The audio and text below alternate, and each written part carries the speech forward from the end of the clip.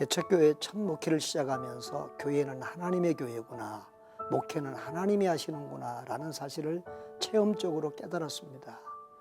그러면 나는 어떻게 목회해야 하지 하고 고민하며 기도하게 되었는데, 나는 주인 되시고 당회장 되신 하나님의 말씀과 뜻에 순종하기만 하면 되겠구나. 내가 원하는 교회가 아니라, 사람이 원하는 교회가 아니라 주님이 원하시는 교회를 세워가면 되겠구나 라고 생각하게 되었습니다. 다음에는 교회의 주인이신 주님께서 가장 기뻐하시는 일은 무엇일까를 묻고 구하였습니다. 주님이 가장 기뻐하시는 일은 영혼 구원이라는 사실을 쉽게 알 수 있었죠.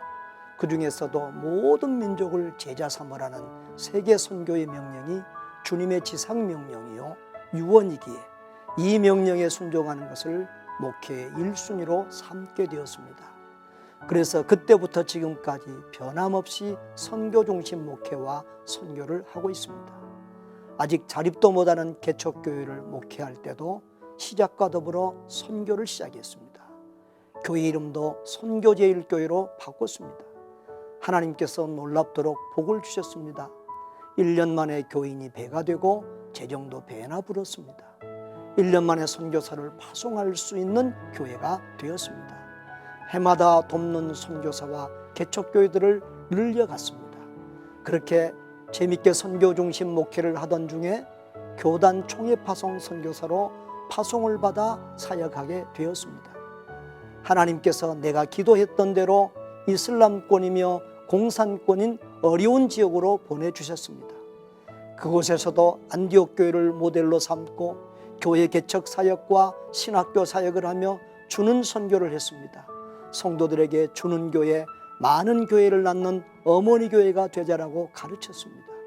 소원하는 대로 되었습니다. 선교지 교회이지만 더 어려운 교회를 돕는 선교하는 교회가 되고 해마다 다른 지역의 교회를 개척하는 즐거운 선교를 했습니다.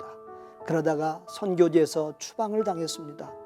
한국으로 돌아와서 이 교회에 부임하게 되었습니다. 교회에 문제가 생겨서 성도들이 흩어지고 교인들도 4분 5열로 흩어진 상태였습니다. 교회당도 월세를 살고 있고 교회 재정도 어려웠습니다. 도저히 선교할 수 없는 상황이었습니다. 그러나 성도들을 설득하고 반대를 무릅쓰며 또 선교 중심 목회를 시작했습니다.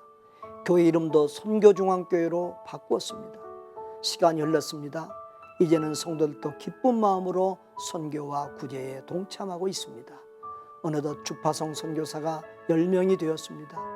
그 외에도 많은 후원 선교사와 개척교회가 있습니다. 선교관과 학사관을 운영하며 무료로 섬기고 있습니다. 받는 것보다 주는 것이 복이 있다는 말씀을 붙들고 오직 주고 베풀기를 힘썼습니다. 하나님께서 복을 주셔서 작년에도 코로나 상황에서 2명의 선교사를 더 파송하고 선교비도 대폭 늘렸습니다.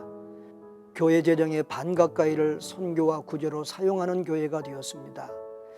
그런 중에 하나님께서 작고 소박한 교회당도 주시고 아름다운 수양관도 주셨습니다. 주라 그리하면 흔들어 넘치도록 하여 너희에게 안겨주리라 하는 말씀을 체험하며 살아가고 있습니다. 주변에서 저에게 목사님은 선교만 하시고 목회는 주님이 직접 하십니다라고 말하는 분들이 있습니다. 그러면 저는 이렇게 대답합니다. 아닙니다. 목회도 주님이 하시고 선교도 주님이 하십니다. 그렇습니다. 하나님은 살아계십니다. 말씀대로 순종하면 말씀대로 됩니다.